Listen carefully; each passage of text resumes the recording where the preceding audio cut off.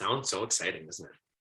Hi, everybody. I'm sure we've all probably crossed paths at sometimes. If not, my name is James. I am lucky enough to be the executive director of VASS, and I am one of also the course conductors for both the ski and snowboard side. So I have come on here tonight to just kind of stoke your brain a little bit about all things snowboard, because if you're like me and didn't do it for 2 years, sometimes those terms just kind of disappeared in the background a little bit. So my goal is just to run us through a bunch of sort of techie stuff. If I take a look, actually, let me share a screen so you can see what the heck I am looking at. And we'll flip over here and there. So I just like using slide decks, so it makes it fast and easy for us all to get on the same page. So we've created a VASS returning snowboard volunteer instructor review. Who on the call, using your chat maybe is good, is returning instructor. Is everybody a returning instructor? If you're a returning instructor, give me like a thumbs up or something so I can see the chat window.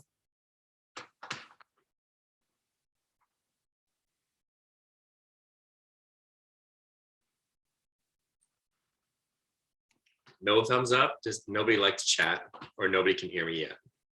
Hey, there's some Maria Toners in the house. Thumbs up before. Returning first time with ASD program. Awesome. Dave, thank you. Jess, yeah. Is that Jess Smith? Is that the one? Teresa's on here. Ravi's on here.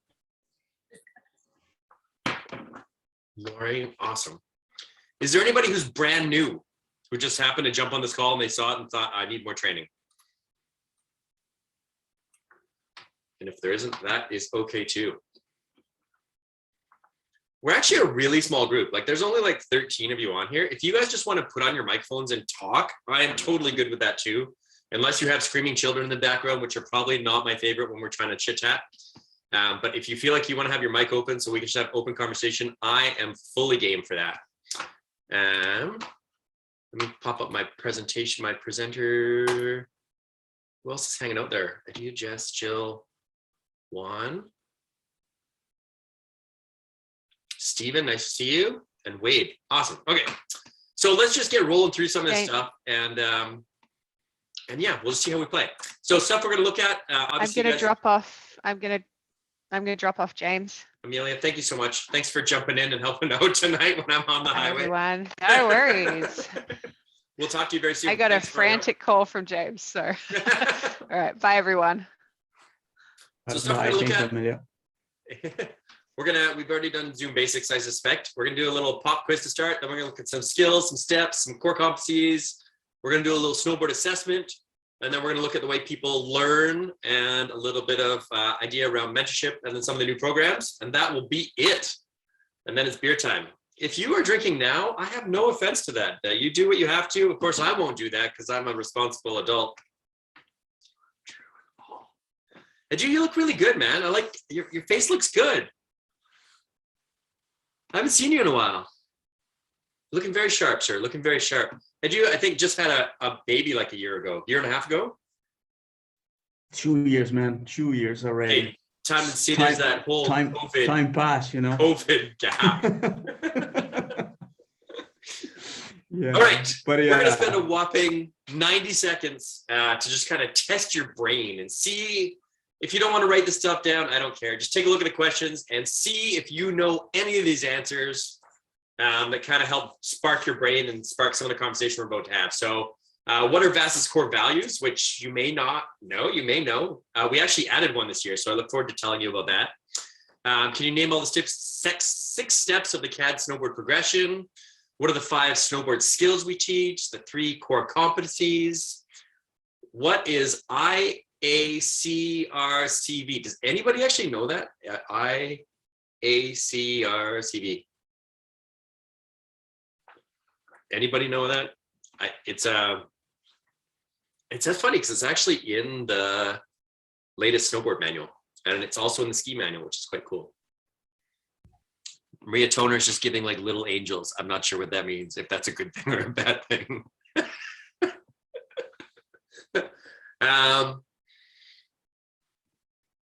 we'll go over ski portal a little bit, and then we'll look at, you know, let's do number 8 right now, just as a group. Do we actually know? That means I don't know, I like that. Do we actually know any of the points of the Alpine Responsibility Code? If you know any of them, fire them in the chat for me and I'll read them out. Or you can just turn off your mic and we can just talk. I am up for either and either.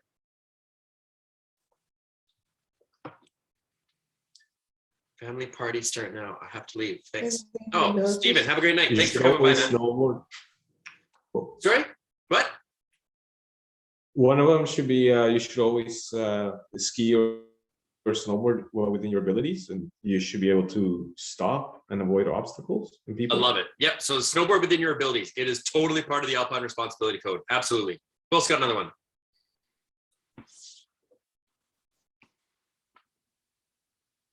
I think the uphill Someone skier has said the right of way. drugs. Sorry? Oh, uphill skier has the right of way. So look Uphill before you skier. So downhill skier actually has the right of way. Like the people below you have the right of way. Yeah, sorry, the uphill skier. I'm confused. That's okay. That's fine. Yeah, the people below you have the right of way. Someone says, look uphill before you start. I love that one. No drugs or alcohol or things that inhibit your decision making. Those are absolutely. Maintain control of your gear. So it's kind of a funny one. So maintain the control of your gear. I don't know why snowboarders don't have to have a leash. It really confuses me. If all skiers have to have a brake, which I think is really logical, I'm not sure why snowboarders don't need a leash when I have seen snowboards run down the mountain many times when people are just trying to put them on the top and they lose control and it takes them. But it's not a rule at the moment. You do need to have a braking device. Snowboarders don't need anything. Stay in bounds is one. Teresa, thank you. So there's actually 2 sign ones. One is stay in bounds and the other one is obey the signs. So they kind of a double header. Stay if you see, yes. So if Teresa's saying if you are at the scene of an accident, stay at the scene of the accident until patrol arrives. 100%. Obey all the signs and closures. Yep. What's the other one? We're missing one at least.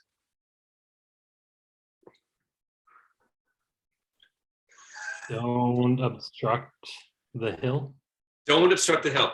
So if I said don't stop in stupid places, does that? So don't stop underneath a roller. Don't stop in the middle of a small trail. Don't stop in the middle of a road and just cause traffic jams. That is totally one. Yeah. So someone said be visible. Don't obscure the trail. Thank you. Know your limits. We talked about it a little bit. And there was one more in there, and I'll give it to you because it's a weird one. Well, it's not even weird. Just don't think about it. You have to know how to use the lifts. So you have to know how to use the chairlift or the T-bar or whatever it is that you're doing. So good, cool. We crushed them out. Let's get on to a few of these things. Does anybody know any of the core values that VASS actually lives by? They're all simple one-word things, I think. Yeah, they are. They're all simple one-word things. Fun. Fun is totally one. I see someone says have fun. Someone says be safe. I love that. And then Jill said learn. Those are definitely the 3 you have heard about before.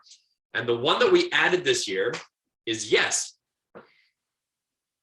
And I felt really strong about adding this because if there is a way for us to safely have some fun and learn, yes, if I can make those 3 things happen, I will find a way for someone to come onto the mountain. If we have to invest in new machinery, if we have to invest in new training, whatever the barrier is, I believe that VASS can remove it very, very quickly. So we've just said yes to a ridiculous amount of things, which is getting us in a bit of trouble, but everything seems to be working so far. So we'll just keep rolling. Yeah, I'm always so proud of being a part of VASS and how we really just do make it all happen for anybody. So we continue to say yes. The mountains are starting to get used to the fact that I say yes too. So they're sometimes saying yes before I've even talked to them. They're like, yeah, sure, James will figure something out. And we do. So it's good. Does anybody remember 5 skills when it comes to snowboarding? There are 5 skills that we think about teaching or working with. And there's the nicest picture coming up. If you don't remember, you're really going to like it. Edging is one. Pivoting is one. Yep, we got 2. That's good. Turning is actually created by pivoting and doing edging. Sliding is weirdly not actually on there. It's not actually a skill. It's an effect or a result.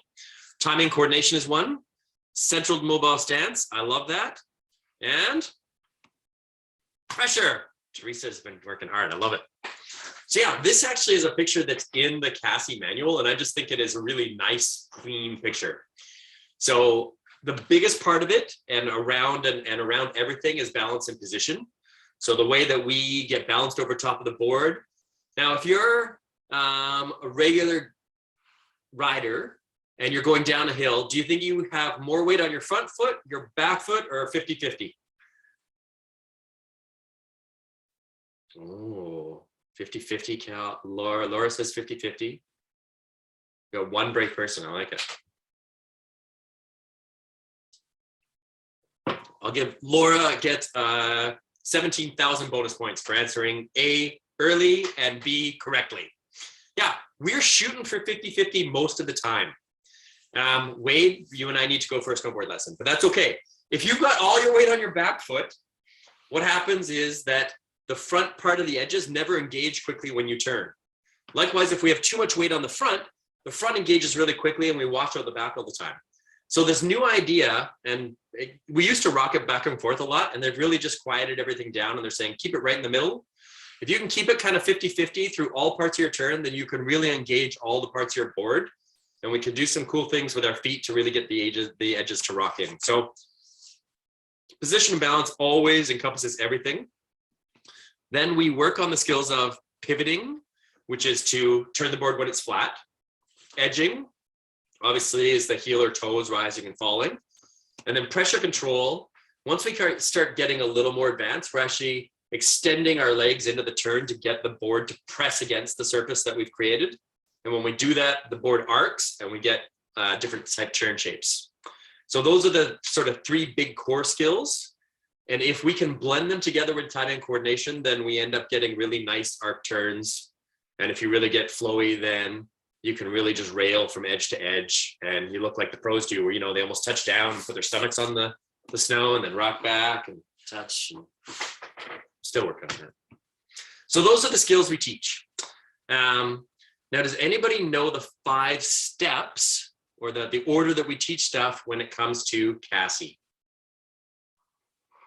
And I will tell you, depending on where your brain's at, there's 5 steps in Cassie and there's 6 steps in CADS, and they're exactly the same, but in CADS we add one right at the very beginning. First one. No, you're. Laura says Equipment? basics. I love it. Yep. Somebody said something. What was it?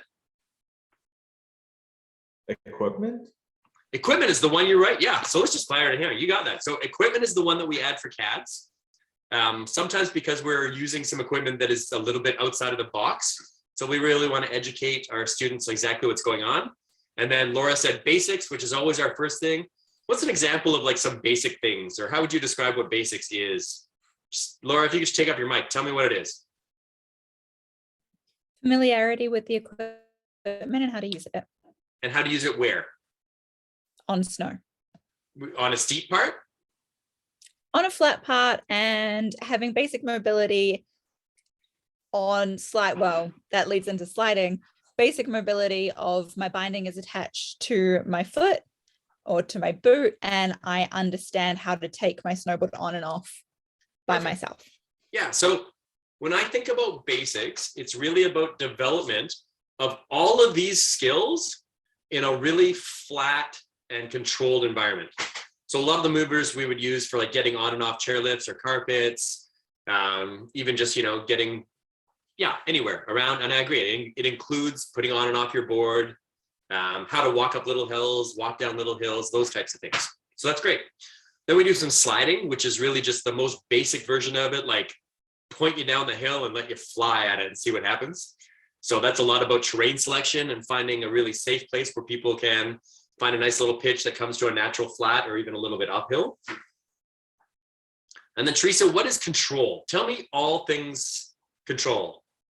Oh, and sorry, Maria was saying sliding, a lot of stuff with one foot. You're entirely correct. Yeah, lots and lots of 1 foot stuff. What's control though, Teresa? Control, now you have 2 feet in, and it's about being able to stop safely and when you want, and also being able to start pointing your board where you want to go. So pendulum. Mhm. Yeah, so it's just not quite yet turning. So it's all before the turning, of course. And then 2 feet in, and it's about gaining control so you can start then the turning. Cool. So things like pendulum, power pendulum, traversing on both your toe side and then your heel side, or either one. Usually people start, do you think it's easier to do toe side or heel side for most people? I think heel side, because you can see like the going down, and it's easier to be sitting. So I always start them with the heel side. I totally agree. Cool. I agree. Heel side's always usually easier for most people. Yeah, so control is everything except for turning. And lots of people can have lots of success with just control. You can fly down a run really fast just on one edge. Totally. That's how I learned how to snowboard. I'm pretty sure I was like 13 years old or something. I bought a snowboard when they used to have points at the front of them. So if that tells you anything. Then we teach people how to turn, how to link their turns, turn both directions, get some linking, and then we get into flow, which is bringing it all together and really starting to explore the entire mountain, learn how to use different terrain, how to use different types of the mountain, off-piste, on-piste, bumps, all that kind of good stuff. Beautiful. Now, when we are looking at all this stuff, we have 3 core competencies that we helps us assess what a snowboarder is doing. So there's 3 little kind of expressions that we use to try and see if things are going well or not going well. Does anybody remember any of them? I know Teresa knows them all because she's been studying like a mad woman, maybe a sane woman.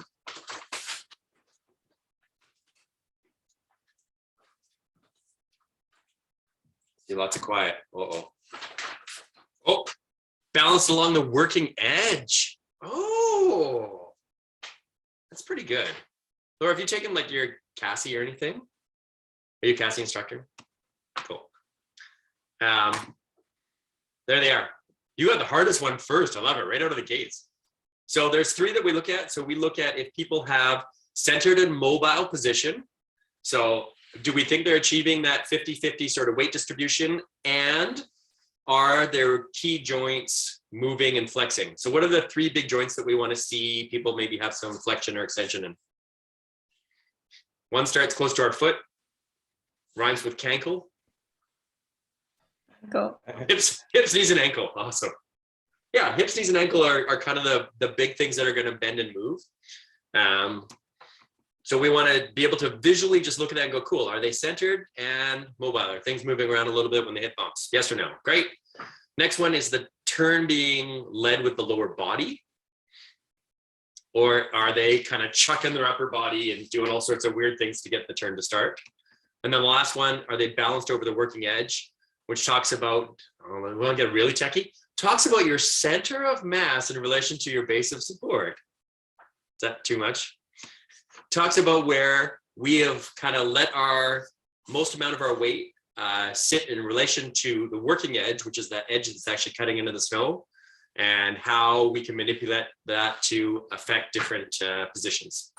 If you're a little more visual, these are pretty good examples. Reasonably good centered mobile stance, a little bend at the ankle, knee, and hip. And then the upper body ends up being quite straight up and down so that you can maneuver things back and forth. Our snowboarders now, we used to be encouraging quite a bit of like very linear sort of tip to tail sort of moves. And now the Cassie is now encouraging a little more open chested, just small, like 10 degrees, so that you can have a little bit better field of view and generate a few more power things. Then we talk about turning with the lower body. So as I mentioned, if we watch a snowboarder, do we see them moving their upper body to make a turn? Or does it look like everything is moving, which is actually a drive from the femur, the hip socket, and rolling the knee open to get the board to torque in the direction you want to go? And then the last one, do you have some angles in your body? So this person has lots of nice angles. And because of that, their center of mass, which is kind of here, is actually working in relation to the edge on the snow because of centrifugal force, because they've got some torque going around. If they were going really, really slow, we would want to see that center of mass more over top of this, but they are playing with some physics to make this happen right now. So let's test your ability to think about those 3 technical references and see what snowboarders are doing. Let's look at this little dude right up here. Who can tell me what's going on with the little dude? Just put on your microphone so I can hear and tell me what you think's going on. Off balance and leaning back. Off balance and leaning back. How much weight do you think is on? Sorry? Oh, sorry. No. What did Bending you say? from the waist. He's- Bending from too much. Yeah, so he's got a couple things going on. So I agree. He probably has like more than 60 or 70% of his weight on his back foot. And then he's overflexed. Which of his joints do you say, Teresa? Waist for sure, and then Yeah. I think the board is pretty flat, so he didn't need that much. Maybe a bend on the knees also. Cool. How about this girl in pink? How is she looking? Cool. Cool? She looks pretty cool. I like her nice wide stance. It's a pretty board. You know, things are looking good. Whenever I think She's about... looking down. She's looking down. Whenever I think about kiddos, I'm always trying to remember that at this age, their head is about 8 pounds and their body is about 20 pounds. And this big, huge, floppy thing that we've now put this helmet on sometimes tilts down a little bit just because it's more relaxing. But I'm pretty content with this position. I think this looks pretty good. You know, I see that front shoulder open just a touch. I see some good balance. It looks like there's a little flex of the knees. I'm in. I think that's a good one. This is ridiculous. I don't know how this child actually snowboards, but it's a pretty good position too. How about this guy? What's going on with this guy? And this core is all pivoted to look forward. Where should it be? Counter rotated. Okay. Or you use such fun words. Oh, yeah. So his shoulders should be aligned with the board. Yeah, I Always. agree. So he's, yeah, for some reason, he's kind of twisted his hips and his spine so that he's now looking a lot like a bad skier. Trying to go straight down the hill instead of just work with the board. How about this guy in the orange up here? He's winding up for some rotation. Is that your guess? Maybe? He's about to hit a jump? Well, it looks like he's doing it. He's getting his upper body. It looks like he wants to spin off his heel edge. Maybe. And in this one? It's hard to say. Same thing. Same thing. Yeah, If I they're agree. aiming to go straight down the hill, not ideal. If they're looking to do a trick, maybe. Maybe. All right, I'll give you that. How about our young lady in the pink pants? So if she's just finished a turn that was coming onto her toe side, so she's making a left turn in this case, what do we need to help her?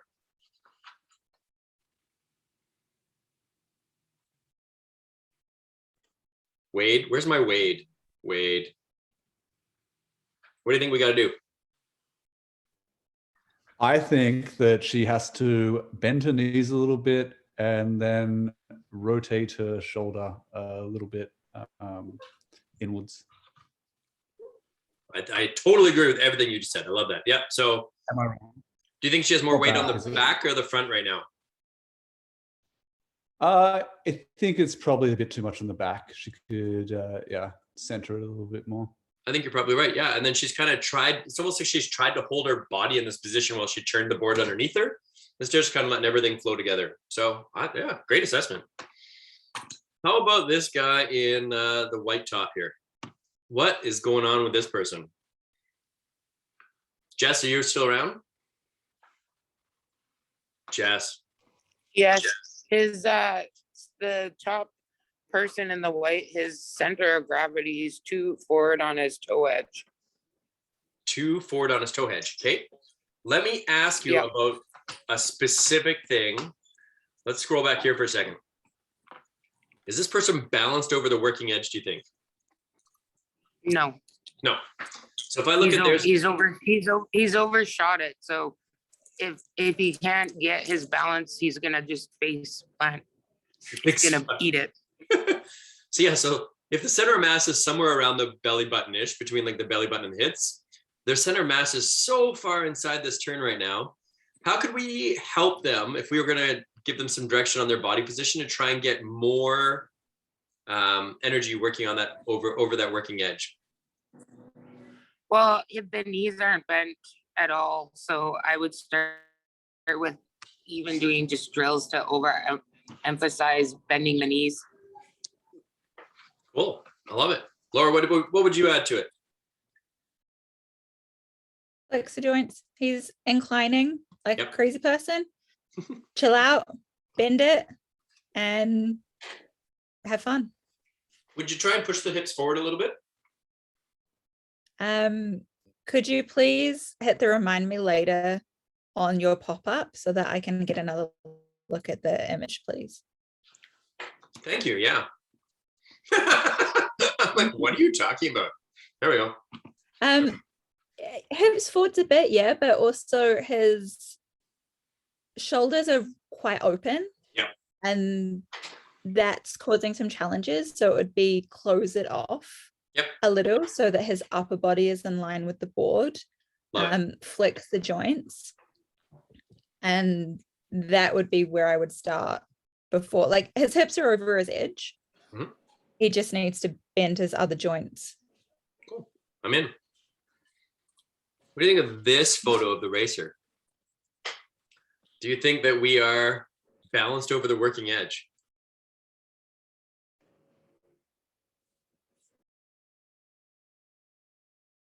If it's going very fast, yeah, that could be a good position. Yeah, with the right amount of speed, I'm in. So yeah, if you really start to look at the angle of this board and you draw sort of a perpendicular line up to it, absolutely the center of that mass is right over top of where that is right now. It's just the angles are just so extreme. It just looks like fun. Awesome. So I'm always shocked how good people are at assessing when we slow it down a little bit and go to still frame. And I would challenge you to look at some videos on YouTube or even when you're just snowboarding and hanging out on the chair and try and think about those core competencies and just pick people apart a little bit and go, yep, that's, what are the core competencies again? Sorry, what was one of them? Center and mobile. Center and mobile. Cool. So I could look someone go, do they look pretty centered mobile? Does their weight look 50-50? Did they look like they're nice in alignment with the board mostly? Okay. What's the other ones? Turn is led with the, we can go back. Turning from the lower. Turning the board with lower body. So can I see that the board almost looks like it turns before the rest of the body or everything moves together? And you can see both. The one you definitely don't want to see is where the upper body is doing something and everything is kind of catching up to it. And then can I see that they look like they're balanced over the working edge? And I think they changed this wording a little bit this year to be the working edge. And now it's the working, what is it? Working. It got changed to balance along the working edge as opposed to over. Thank you. Because it's the whole portion that is in contact with the snow. You are right. Thank you. I knew the words were close. Cool. All right. And when it's all said and done, despite us wanting to pick apart snowboarders and everything, it's really just about keeping things really safe, having a bunch of fun, and accidentally allowing our students to keep learning. So I love boxes. Boxes are like the best thing that ever came along because they're so wicked easy and people feel like they rule the world when they do one. So I don't know if you guys, they will set up the boxes if you're going to be snowboarding at Grouse. They usually put a couple little boxes along that far right side. And such a good time to put kids on, or adults, or do it with your sit ski. If you haven't done a sit ski box, we need to get out and train. I actually stole this graphic from the CSAA because I like it better than the one that's in the snowboard manual, but it talks about the same thing. And it talks about the way that we acquire and learn information that has physical literacy attached to it. So when we first learn something and it's brand new, you go into a state of initiation where you really have no idea what's going on. You just think it's cool and you want to figure it out, but your brain doesn't know how to process anything. If you go and try it, usually is very mediocre-ish.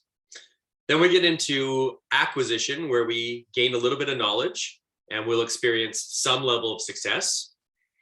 And then we refine it into consolidation, where now if we're thinking about it, we can get success quite often. We move into refinement, where now I don't have to think about it a lot and I get lots of success, and now I can really start to tweak it to get it even higher performance level.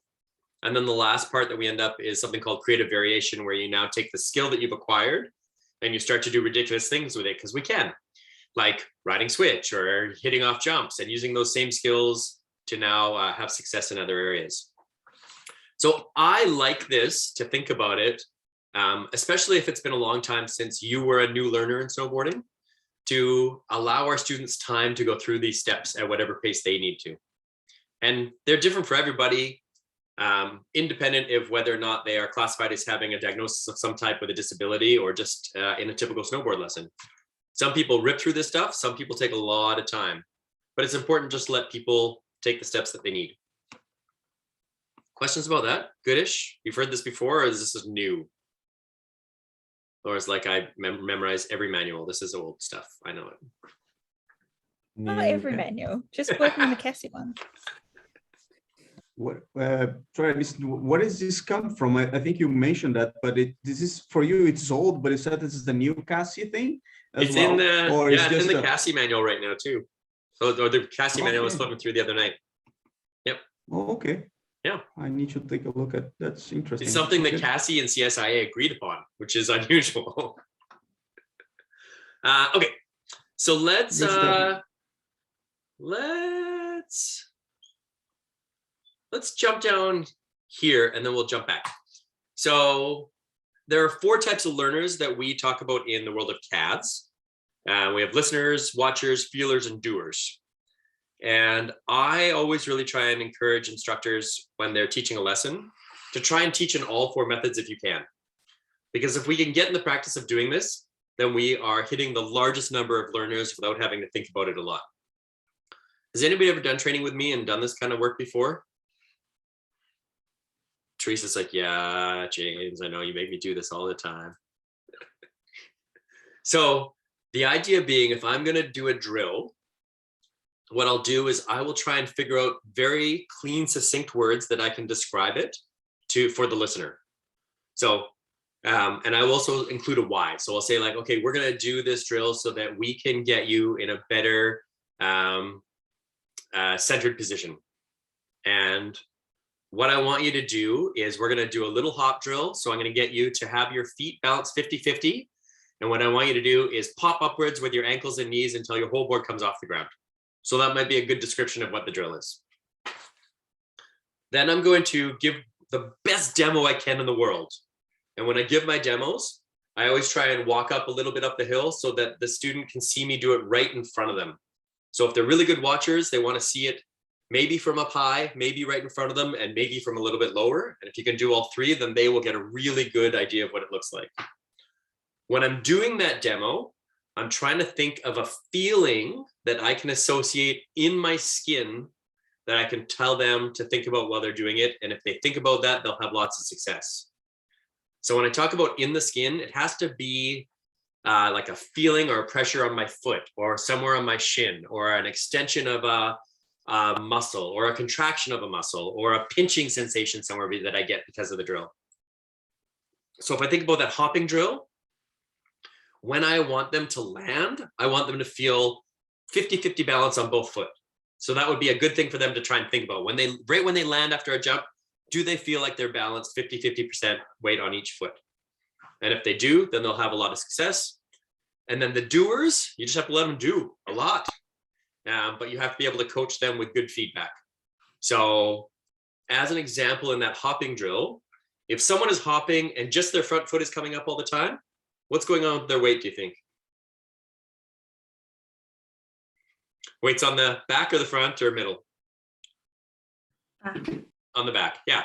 So if they're kind of doing pop-up wheelies all the time, then the doer, you say, hey, wow, you got so much great height out of your front. Next time, what I want you to try is make sure that your front and back get up evenly and land evenly. And then just let them do some more. But if we keep watching them and giving them those little positive reinforcements and a little thing to try next time, then in a very short period of time, they'll figure out what the right answer is. Is that good? So very easy way, if you're doing any evaluations in CADs and you follow that process where you give a little description with the why, show a really good demo, figure out the feelings so you can relay that back, and then watch the doer and coach them, you'll fly through any level of CADs you want to get to. It's how I became a level 4, just using that same cheating system. One of the things that I love that Cassie really encourages is the PPT, the PTT, positive to try. So this is a way that you highlight the good things that someone is doing in the skill that you're developing, and then encourage them to try a new add-on to it next time to get a slightly different result. Good? This means yes, this means no, this means, oh my gosh, it's almost done, please. All right, let's fly back a couple slides and look at a couple of tools. And I'm curious if anybody has used any of these in snowboard lessons and if you've got any great results. So if I pull up this screen, what has anybody used any of these things or even know what they are? Or if you do, just take off your microphone and tell me what's going on. We'll have a bite of dinner. I have used some. What do you Is got? it a cone? Was that Jill who was talking? No, was it Teresa?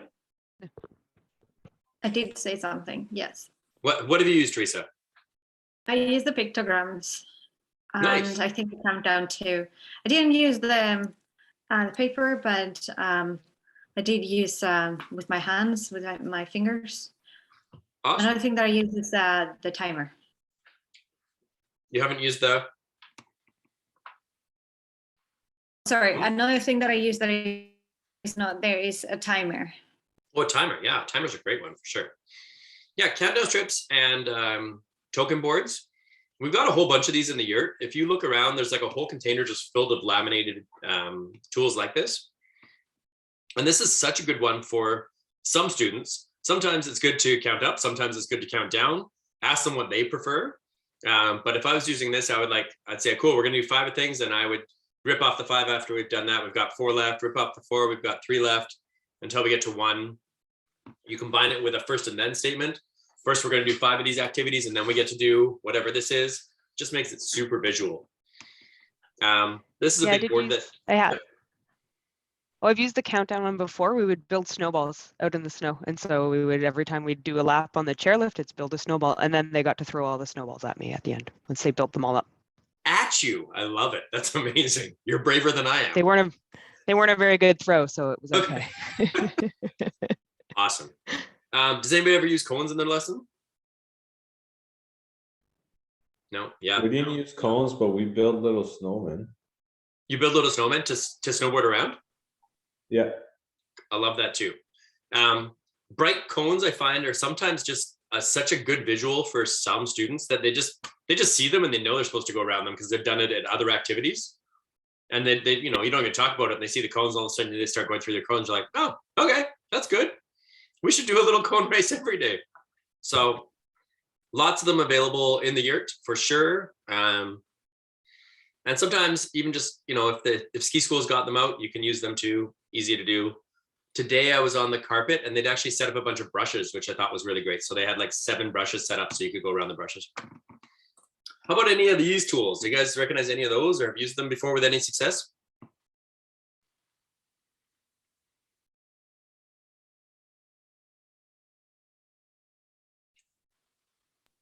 I've used the hoop, ski pad, but we call it the snow buddy or something like that. The blue one. Mm-hmm. That's good. And what? And I think I also put another one on tether. Sorry. It wasn't this one? It was that one. Okay. Yeah. Sorry, yeah, it was that one. And then I just saw the rubber band and no, that one. Yeah. Yep. What have you done with it's actually a inner tube for a bicycle. What have you done with it before? I think it was for the tethers for one of my students. Cool. So like around the hip sort of area? Yeah. Yeah. So using an inner tube, you can cut these or do whatever you need to. Make a belt that goes around their hip with 2 carabiners off the front hip. so that you are now able to pivot them from the hip area very, very easily as they're maintaining their stance and balance. And if you do it really delicately and the snow is a little bit soft, you can actually pull them a little bit when they're on edge and actually get them on edge just a little bit, which is kind of a cool thing for them to play with. So yeah, love inner tubes and combination. Have you guys ever used this one, the snow wing? Where you actually like strap somebody in this and then you have two instructors on either side kind of walking down and actually getting someone to pivot and really be very engaged. It's a little bit heavy, but if you've got somebody that's probably like a teenager, this can be a really good tool. How about this guy? I may not have even seen these. There's all these tools that hide around the yurt. So this is like a balance board. So before we even get out on the snow, you could just have somebody jump on here in their boots and just start to feel their fore-aft balance. And they could actually start to develop a pivot because it has a nice pivot point on it. So you can start to drive that knee forward and back and actually get some really good motion before you ever get out on the snow. And you don't even have to talk about it. You can just put them on there and say, hey, turn this way, and they'll just do something. And as long as they're not chucking their upper body, but you try and isolate it down, you'll get some really good results.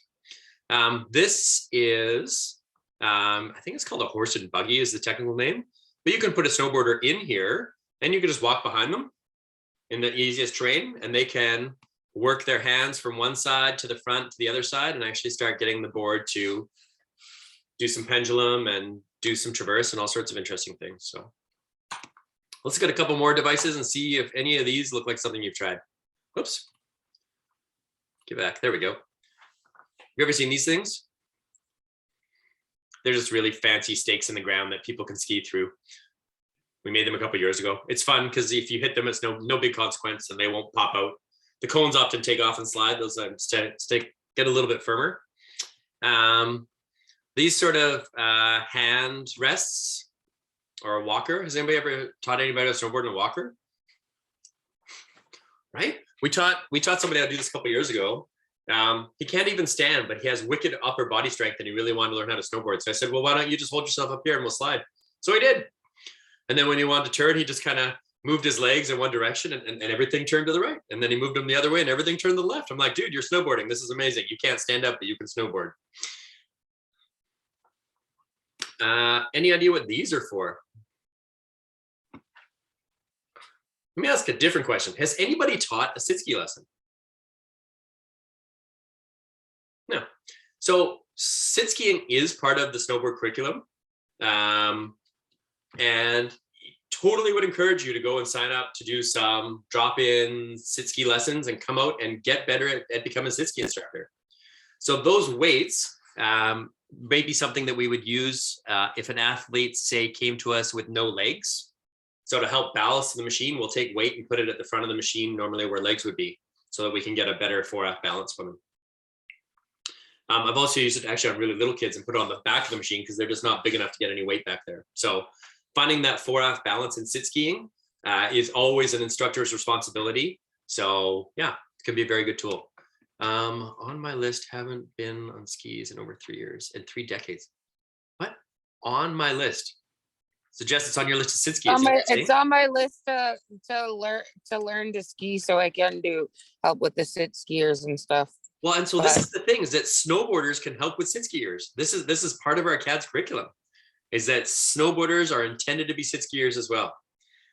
So we can totally hook up some more training on a snowboard. Yeah, 100% on a snowboard. Yeah. It's true, but well, it actually would make sense because ski patrol, if you are a snowboarder, you have to do the rescue thing on a snowboard. So it does make sense. Mm-hmm. but trying to thumb a sit ski on a snowboard is super hard.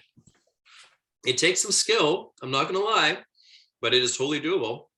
To And be you can honest, do for me, it's very it's super fun for me, but I think for VASS we don't have much demand, right, for sit skiers instructors, right? Or we don't have much students, right, for sit skiers. And I think the skiers right now, it's covering the whole necessity, right? I think that's why maybe snowboarders don't go that very often, right? Am I right? To teaching, to be instructing somebody. If you want, if you guys want, I can find some sit ski students to come to put on the snowboard nights. I'm in 100%. Would be interesting. Yeah, it would be interesting. At least one, I think, for us. So on our For someone who is interested, right? For me, it was super fun when I was in training. So I enjoy a lot. I debated with some skiers that for snowboarders, I think maybe it's more appropriated than skiers somehow, but because the skiers, when they need to stop, they need to turn, right? For us, it's pretty easy position to stop them or something, but there is a lot of discussions about it, right? There is. I mean, I don't think that for long periods of time we should ever be helping a sit skier with tethers or hanging onto the machine. For short periods of time, absolutely. To get out of a bad jam, 100%. But it's not something that you should be doing forever and ever. You know, maybe it's a lesson where you're helping them do some tethering so they can learn some finite turns. But then they should be independent. We should keep pushing people towards independence as fast as we can. So fair enough. Fair enough. And on the Wednesday night Seymour program, I think we've actually got like 5 snowboarders now over there that are doing sit ski training. So, but what I'm hearing is that we need to do some more, which is great. I'm in. Right. How about this little device? Have you ever seen this little device? We have Wi-Fi on the yurt. It's wonderful. Yeah. One of the best things for so many of our students is just to have a video that they can watch as snowboarders. And just, especially a lot of kids that are on the spectrum, they're finding that watching a video here versus trying to watch a live model is much more effective because they can zone out all the other stuff. And if you just tell them to focus on a part of that, like really watch how that person's bending their knees. Okay, they watch the video and then they'll just do it. So it can be a really, really cool tool. And then this is one of my favorite tools. Yes, it's also good for, digging out the yurt. But go build a little jump. Go build, like that little, 6-inch triangle wedge jump that some kid can just say, yeah, I was jumping all night. It was amazing. But that challenges your stance and balance. Just taking the shovel out with great intention, like we're going to build a jump. It's the best day ever. So yeah, do it off the side of the run, obviously, so people aren't just accidentally hitting it. But there's a lot of fun, creative things you can do with a shovel to enhance your lesson and have some fun. Let's talk about another couple things, and I'm going to be done in the next couple minutes. The first one is for all you returning instructors. We often pair you up with brand new CADS instructors, or sometimes even people that haven't even had a chance to go through the CADS course. And I'm curious what we should do with them, how we should help them grow, and how we can keep that so that you are having fun, but also encouraging them to be involved. And I'm wondering if anybody has any input. Please feel free to answer aloud. Sit back and let them do everything. Yeah, see, you understand the program perfectly. Sit back and let them do it all. Okay, that's an approach. Mm-hmm. Well, it's pretty overwhelming at the beginning for them. So, and I think watching a few lessons or a few instructions would be good for them, but then let them dip their feet in the water and give them feedback and encourage them and ask them if they need help with anything, if they don't understand, ask for their opinion.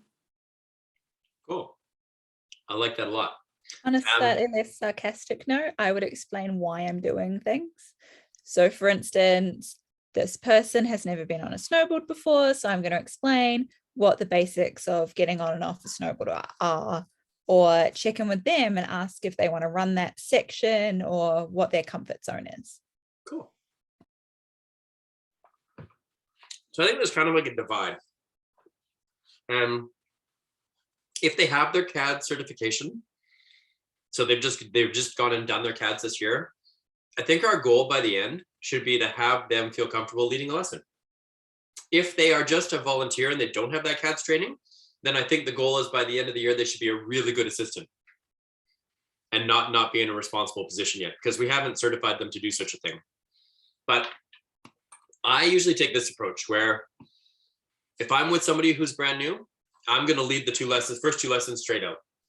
And I'm just going to set the really good example of how it is, how we communicate, how we do good AOT, how we make sure everything's safe, fun.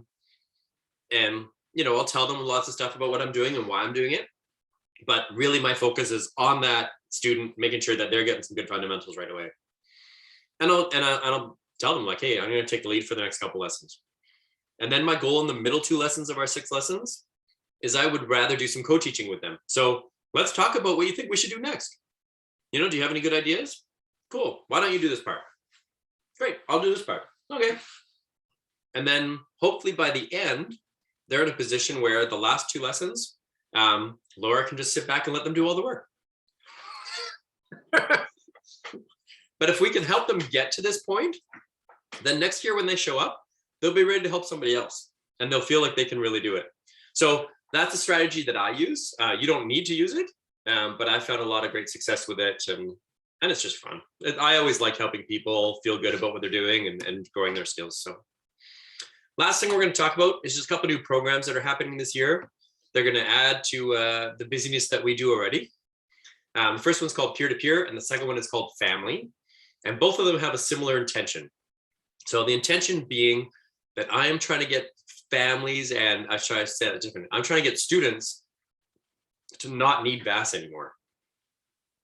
So one of the bottlenecks that we have is that we have a number of students that come every year and they aren't really well supported by their friends or their family, and they just keep coming and needing us to be able to ski or snowboard. And the hope with this first program, the peer-to-peer program, is that anybody, kid, adult, I don't care, they can bring somebody with them that they know in their lives that is of a similar level. So it could be never ever, they could be already at a green level, they could be at a blue level, whatever it is. And we're just going to teach them together and go out and have some fun. So the difference between teaching one person and 2 people at the same time is not that significant. Usually you're just running the same sort of tactics. But if you do have this situation where you're going to have a peer-to-peer student with you, we're going to give you 1 extra instructor just so that there's lots of support for everybody. So you'd be a team of 3 with 2 students basically. And we'll just teach them and have a great time. And if it works out that we're able to teach that peer person that's come to maybe support the core student so that they could be independent by the end of the 6 weeks, then that would be an amazing win. But if they just have a really good time and form lots of good memories, that's a great win too. Because I know that's how I grew up skiing and snowboarding, is hanging out with my friends. And funny enough, I still do that with all my friends. So I think it's a really important piece of it. So we've opened up 10 spots this year for that program, just as a pilot to see how it goes.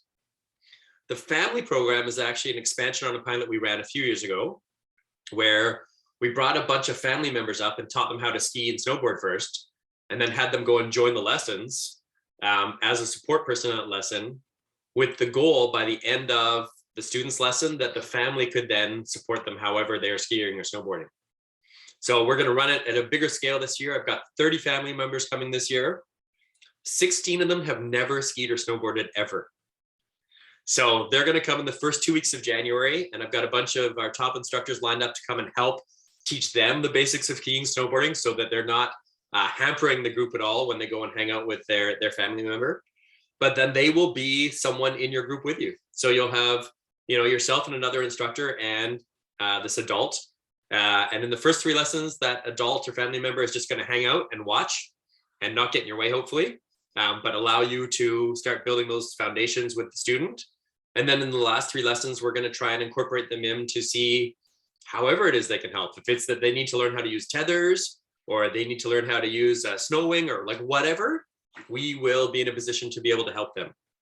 And so with those ones, you won't get an extra instructor, but there'll be a lot of support around the mountain to make sure that everybody knows their roles and we can work well together. So those are the 2 big projects that we're doing this year that I'm really excited about. And again, the goal is just to get people not needing us so they can just go out and ski and snowboard wherever they want to in the world. So questions about that, or is that pretty clear-ish? I see some thumbs up. I'm good with that. Cool. And then the last slide. Thanks for your time, guys. I appreciate you hanging out on a Sunday night with me. If anybody has any questions about anything that doesn't pertain to what we just did, and you just want to chat for a few minutes, I'm totally open in here for you. And if not, get out of here, go have a drink, go have dinner, whatever you have to, and we will see you all on the mountain very soon. And I hope you have a wonderful holiday, because it's like next week, isn't it? Yep. Thank you. Have a great night, everybody. James. Yeah, Good have a night, nice- everyone. Thanks, James. Thanks. Yeah. See you later. Thank you. Bye-bye. Bye. I do have a question. Yeah, what's the question? Hello, Maria. Well, that was not my question, but she left.